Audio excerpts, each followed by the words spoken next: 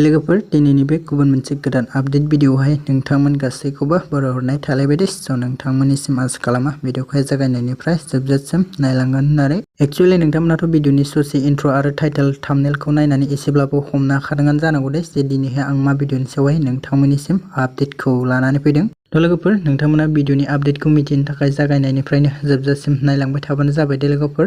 Actually लोगोफोर दिनै पुजा मुसाहारि आरो प्रमद बसुमतारी बिथांनिनो गोदानै फैनो गोनां मोनसे मिउजिक भिडिअनि सायावहायनो आपडेटखौ लानानै फैदों दे लोगोफोर।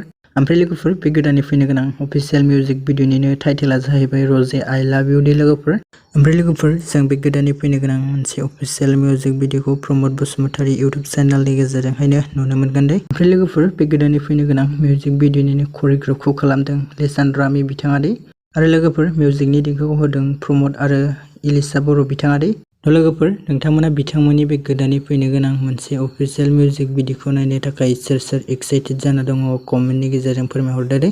लोगोफोर बिदिब्ला दिनैनि सर्ट आपडेट भिडिअआ बेखिनियानोमोन दे। आसा खालामो नोंथांमोना भिडिअखौ नायनानै मोजां मोनदों। भिडिअखौ जुदि नायनानै मोजां मोनदोंब्ला भिडिअखौ खनसे लाइक खालामनानै होबानो जाबाय दे। आरो चेनेलखौबो गोदानै नायदोंबा साबस्क्राइब खालामनानै ला दे लोगोफोर।